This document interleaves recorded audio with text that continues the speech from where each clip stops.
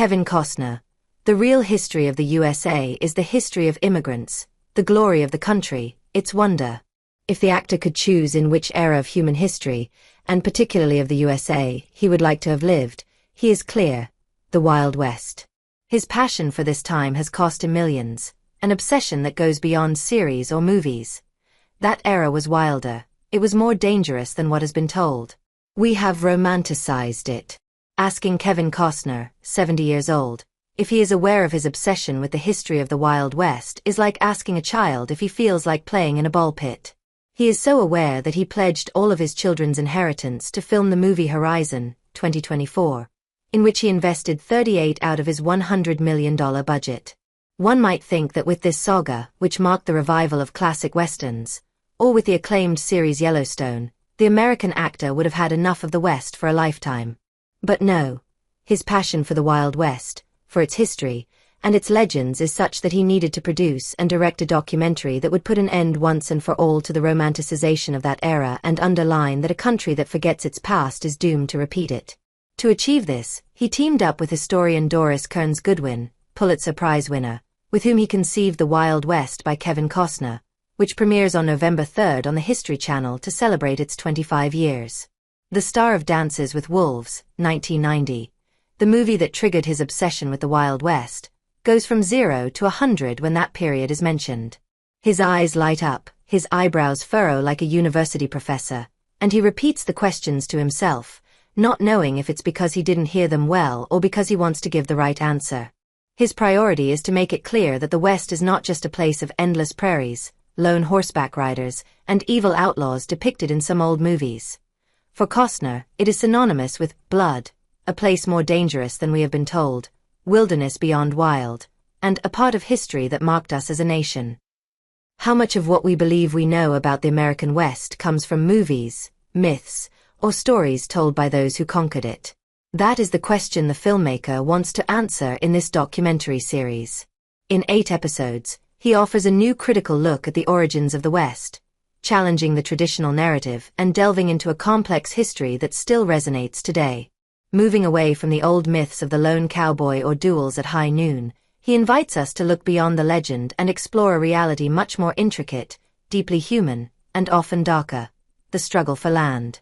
A raw and desperate dispute between indigenous peoples determined to protect their ancestral territories, settlers driven by the promise of progress, and emerging powers that were drawing, in blood and fire, the borders of a new empire. Each episode presents an essential piece of the mosaic of this shared history. From the battlefields where indigenous confederations faced nascent armies to the fur trade routes, the dusty Oregon Trail, or the chaotic streets of California during the Gold Rush. Through its protagonists, men and women of flesh and blood, complex, tragic, heroic, and full of contradictions, we discover how conflicts of the past still resonate in the present, and how the foundations of contemporary America were forged in a disputed land inch by inch. He has made various movies and series where the West was the protagonist. How does this project differ from others? I like different stories. I am drawn to the West. I can be circling a castle a few times, but eventually, I always want to return to what led us to cross the country and the drama that came with it. I am tormented by what preceded me. Personal drama drives me. You can find it in the White House or discover it in a Lone Ranger. Perhaps the word tormented may impress the reader, but in Costner's mind, the major movements that led to building his country are key to understanding not only the past but also the present. Personal drama drives me, he asserts. You can find it in the White House or discover it in a Lone Ranger. He refers to how great and dangerous the United States was at that time. Those who lived it had to endure and resolve enormous blows to start creating our country and to keep it united, he says.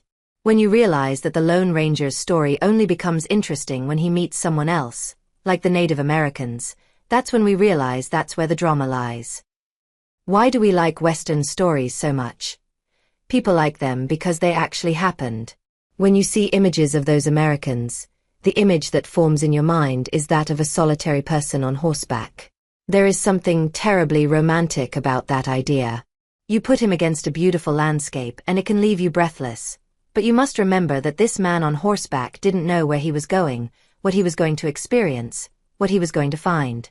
The US was simply that, an unknown country. Was the West a place that could become a home for anyone? Why did people go west? The East Coast, New York or Boston had no space. And then they were promised that in the West, they could have their land, and that promise was there for 400 years. Is that promise still alive? I would like to think so, but we are forgetting what we were, what allowed us to expand. If we look back, we can see how we became great. We need a broader view of ourselves, to empathize, to understand that this doesn't begin or end with us. We are part of a continuum. For Costner, the image that the film industry has created of the Old West responds to the fact that we just wanted to keep seeing the beauty of America. We didn't see the exploration, the confrontation, which ended in blood, he says. People didn't want to see that. Not the fear, not the massacre, not everything that comes with a clash of cultures. When we look within, we realize it wasn't easy and that there were people like us who had to react to being in a harsh place where they had to live by their own rules and protect their family. We are obligated to teach our children the history of our country, the struggle of their grandparents, the struggle of the country itself. Because that promise of land for all led to expelling those who were there. We were going to expel the people we were cornering so they would leave us alone. We were a country in the making. World preeminence, where we set ourselves apart from other countries, we have achieved in the last 100 years. And the reason we could do it was thanks to the convergence of all those people coming from other parts of the world. Is diversity important? There was a shared intellectual process, an intellectual curiosity. The last 100 years were the product of the different combination of people and cultures. We are excellent and we grew at an incredible rate to achieve the global status we have now thanks to diversity. To what extent has he managed to instill his passion for the West in his children? It's a great question. You want your children to listen to you, but they prefer to listen to others. So it's surprising when they tell you later, "I love your stories." We are obligated to teach our children the history of our country, the struggle of their grandparents, the struggle of the country itself, and perhaps even more importantly to ask them,